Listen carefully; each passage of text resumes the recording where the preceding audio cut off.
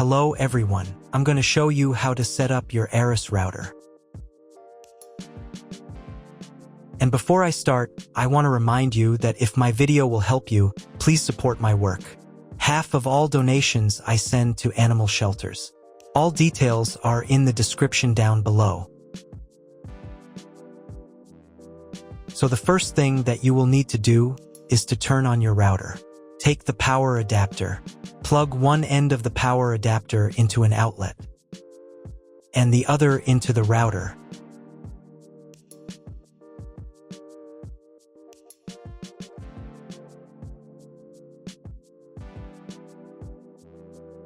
When the router is turned on, the power indicator will be lit. It may take a few minutes for it to completely turn on.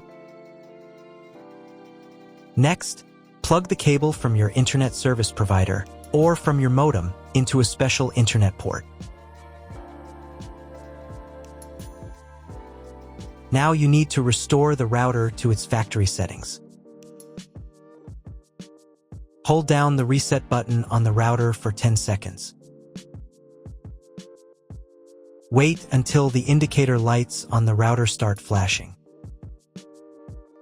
Sometimes this button is located inside the router casing to avoid accidental pressing. In this case, use a thin object to press on it.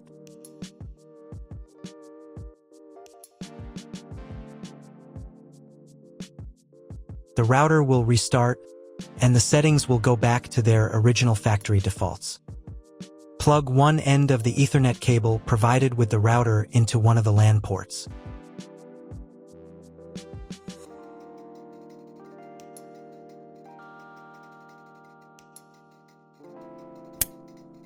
And plug the other end of the cable into your computer's Ethernet port. Wait a few minutes for connection.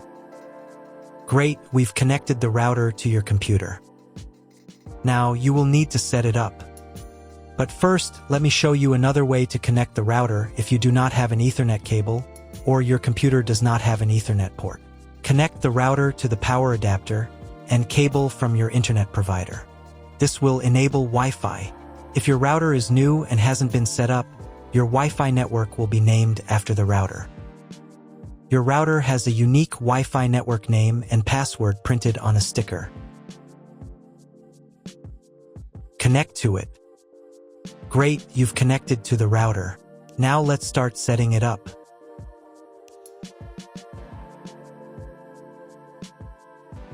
First, open your web browser and visit the URL you see on the screen. Use the URL bar instead of the search bar.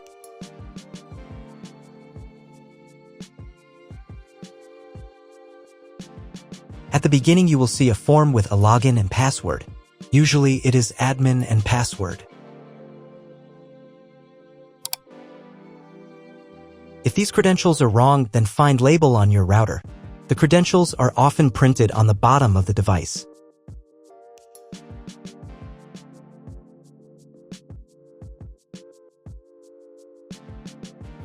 If none of this works, it means that your router has already been configured and someone has changed the login and password. If you can't find out the login credentials, just reset the router to factory settings. And then log into the router's personal cabinet using the standard credentials. If your router settings do not look like mine, it means that your router has a different firmware. I made a video for every firmware type. You can find all the links in the description down below. I want to warn you right away that there are many firmware versions and they may differ slightly. But don't worry, you will succeed, just watch the video and follow the instructions. So, first you need to launch the Quick Start Wizard. To do this, click this button. This wizard will help you customize common Wi-Fi settings. This wizard's customization options are enough for most people and most homes. But if you have specialized network needs, you can further configure and customize your router after completing the wizard. Click the next button. At this stage, you can customize the Wi-Fi network's name and the passphrase used to connect to the network. The name must be between 1 and 32 alphanumeric characters long. If using automatic band steering, This name will apply to both radios. The passphrase must contain between 8 and 64 characters. Click the Next button. If your router has 2 Wi-Fi radios, then after the setup you will have 2 networks with similar names. The 5 GHz Wi-Fi radio offers the best performance. Click the Next button. Click the Next button again. On the next page, you can change the default login credentials for the router's admin panel. If you want to change the username, check this box. Enter the new username in this field and confirm it in this field. The same applies to the password. If you want to change it, check this box and enter your new password in these 2 fields.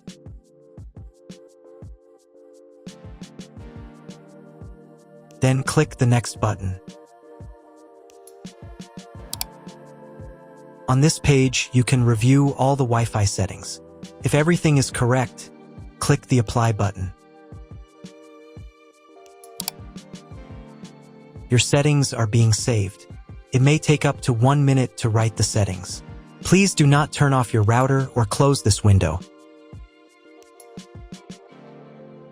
Done. The connection settings for your Wi-Fi network can now be used to configure your devices. Now is a good time to write down, print, or copy the settings into a document. Then, keep them in a safe place. Click the Exit button. If you were connected to the router via Wi-Fi, reconnect to the network using the new settings. Now check if the internet is working. Just try Googling something. If the internet still doesn't work, try restarting the router. To do this, unplug the router from the power outlet, wait 10 seconds, and then plug it back in. Wait a couple of minutes for the router to fully start, and then try Googling something again. If the internet still doesn't work, at this point you need to call your internet provider. They will tell you exactly what type of connection you need and what additional parameters to set. For those who now have internet access, I will now show you how to set up a guest network. To do this, click on this menu item. To enable the guest network, select Enabled here.